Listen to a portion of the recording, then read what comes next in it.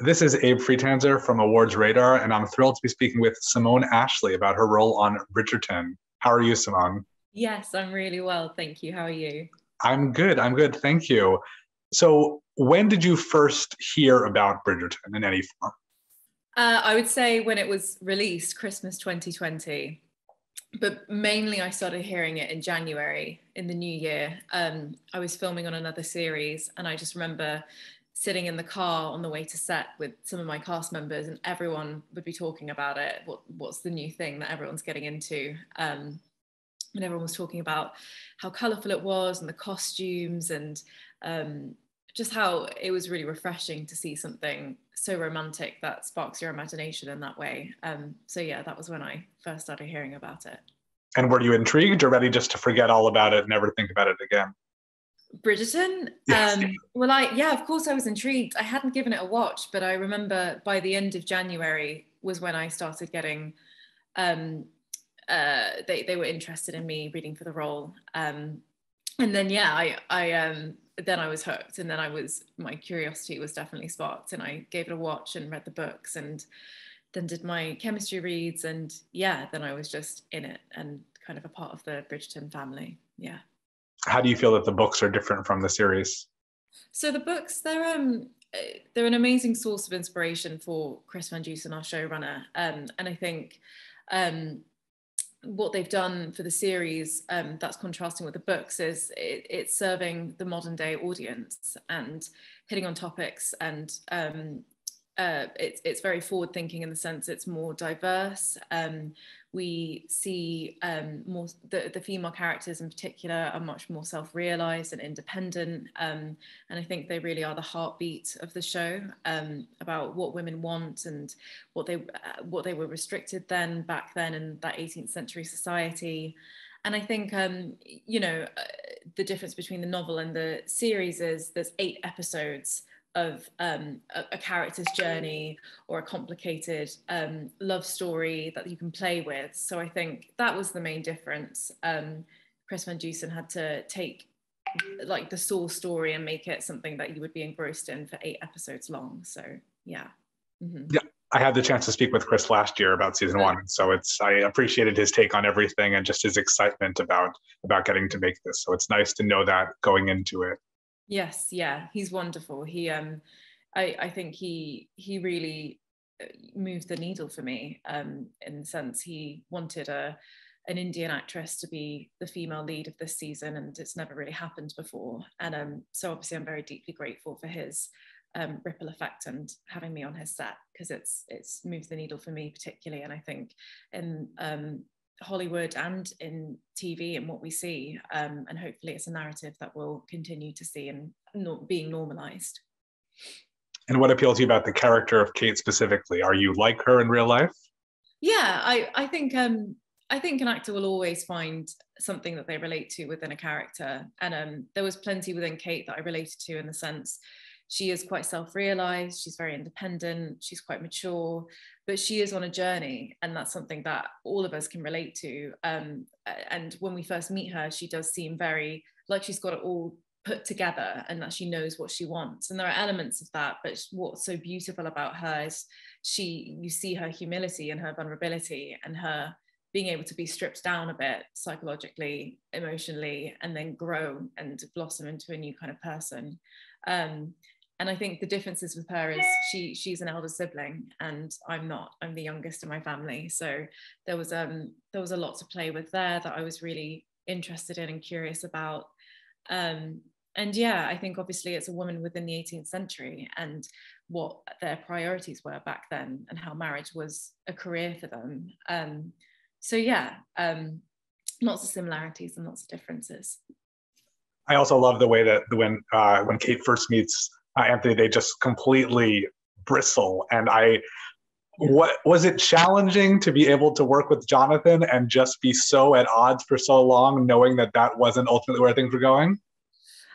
No, it wasn't a challenge at all, because really luckily Johnny and I just clicked immediately, and we do have that chemistry and that incredible working relationship between us, and we had really parallel mindsets on what we wanted to bring to this relationship. And I think from the get-go, from the initial meet between Kate and Anthony, they do adore each other, but these characters are just so trapped in this world with restrictions and responsibilities and duties and pressure. And that was what I think the fire was between them, these two people that are incredibly lonely and misunderstood and just want love like anyone else, and how they can overcome that. And I think the bristly sportsmanship and the competitiveness between them, it's the start of a journey of two people being able to be free with one another. So it wasn't a challenge, actually. It was so fun. Yeah. That's great to hear. And I think that reflects well in what we get to see as viewers on screen. Yeah. Because it's never animostic between them. It's all that it comes from a place of heart.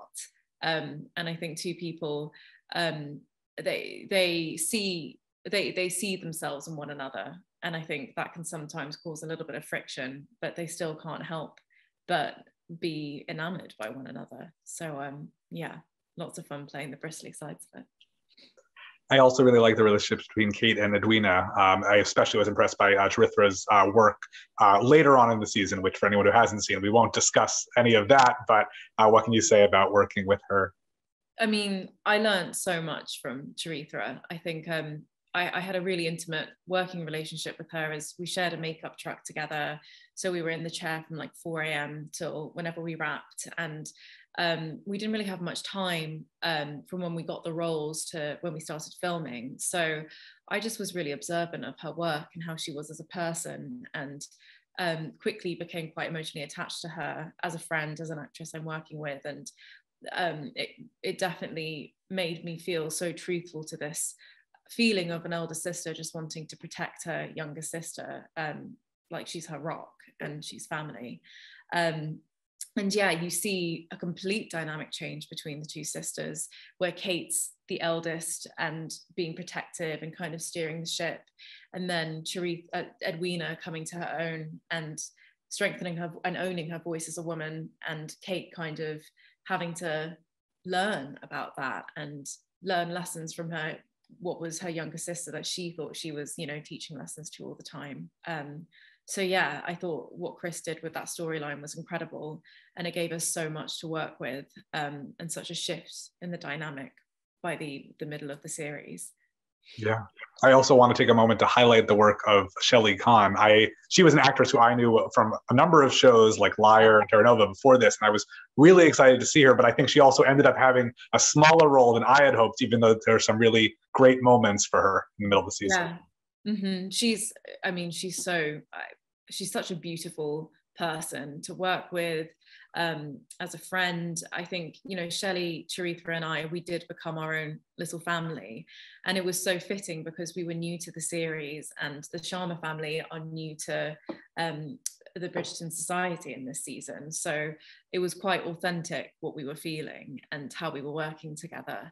And Shelley really did take care of us in that sense, and helped us with our scenes, or we just spent a lot of time together. And I think I adore the scenes that there are between Kate and Lady Mary, particularly at the end of the episode, at the end of the series in episode 8, where Kate's about to leave. And in episode 5, there's a moment of them in the garden where Kate's reading a book. I think Lady Mary's such a gentle soul, and Shelley played her so gracefully and so beautifully.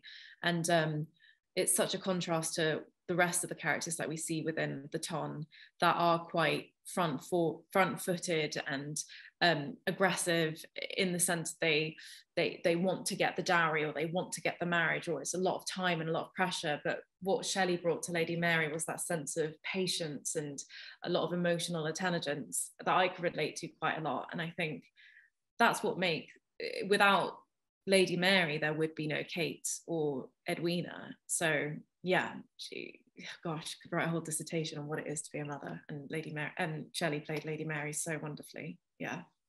Yeah, and it's such a big cast, but I feel like Kate really interacts almost exclusively with those 3 performers. Is there somebody or other multiple people in the cast, just from watching the show in season 1 and then being part of it season 2, that you would have liked to see Kate be in a scene with, but it just hasn't happened?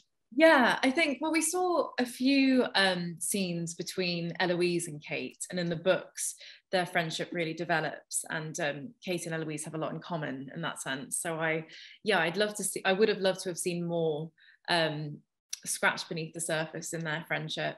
I think Lady Whistledown and Kate could have a really interesting scene. And also we saw a little glimmer of Kate interacting with the two other Bridgerton brothers. I think it was in episode 3 or 4.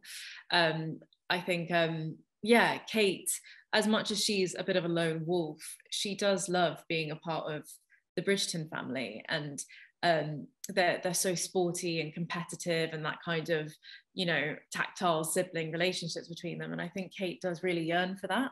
And I think she watches the Bridgertons and sees like the love between them, and I think she's very curious about it. So yeah, the brothers, Eloise, Lady Whistledown, I think we didn't spend as much time on set together because obviously I was with mainly Shelley, Johnny and Charithra, but I would have loved to have seen more of that. Yeah. Now, Netflix releases all the episodes at once. I was able to get access early, and so I tried to watch like one a day to be able to be done by the time. How do you think this show should be watched? Gosh, that's hard to say. I think it is quite a binge-worthy series because it's always left on a cliffhanger. You really root for these two characters to fall in love and to kind of set themselves free from everything that's happening in the background. And how they get there is what makes it so addictive, I think, because it is a slow burn and it is very earned, their romance, and it's so complicated, all the hurdles that they have to get over. I would say maybe a couple of episodes an evening. Yeah, I think that's a healthy dose. That's fair. And I try not to know too much about what's coming, but I did look up before we spoke. I was like, is she coming back for season 3? Because I know it was a very big thing that Simon wasn't going to be coming back for season 2. So as far as I understand, we can confirm that you will be back for season 3. Yes, both Johnny and I will be back, yes. And we'll be seeing and exploring Kate and Anthony post-marriage, which I'm so excited for. I think it's going to be a lot of fun. Yeah. I assume you can't say anything more than that. I don't know anything more than that. We haven't read these scripts yet. So I'm just as curious as the fans are and everyone else are. Yeah. That's wonderful. And do you think that you have a big fan base from Sex Education, which followed you over to Bridgerton? I guess so. That became more clarified, I think, when Bridgerton was announced that I was cast and when the show came out. And yeah, it's been so wonderful to receive such a warm reception from people that knew me from Sex Education to Bridgerton, and seeing, you know, the movements I'm making in my career. So it's always something I'm deeply grateful for. And yeah, the fan base of both of those shows, they're predominantly the young people, young women, young Indian women. And it's been such a journey for me, from being, you know, an actress, but also as a woman of color, being, I guess, a political statement in that sense, and representing what it is to kind of break these barriers of what we see on screen. And it's, yeah, I love my work and I love playing that role. It encourages me to be the best version of myself. And you know, it's one thing doing a job that I love in the entertainment industry, but also to have a voice to represent and help other women be the best versions of themselves, or at least to inspire them. So yeah, the fan base, they're wonderful. I'm very grateful. That's great. And what can they look forward to next from you? A few things. I'm not allowed to say anything quite yet. I think this summer a few things are going to be announced, and by the end of the year, that I'm very, very excited about. So yeah, I've got a lot of fun this year coming up, so I'm very, very grateful. Yeah, that sounds great. Well, I'm looking forward to hearing more about that. I'll be on looking at the news, seeing what's going on, what's happening with Simone. So thank you so much for taking a few minutes to speak with me today. Of course. Thank you so much. This is great. Thank you. Of course. Best of luck in the future. Thank you. Bye.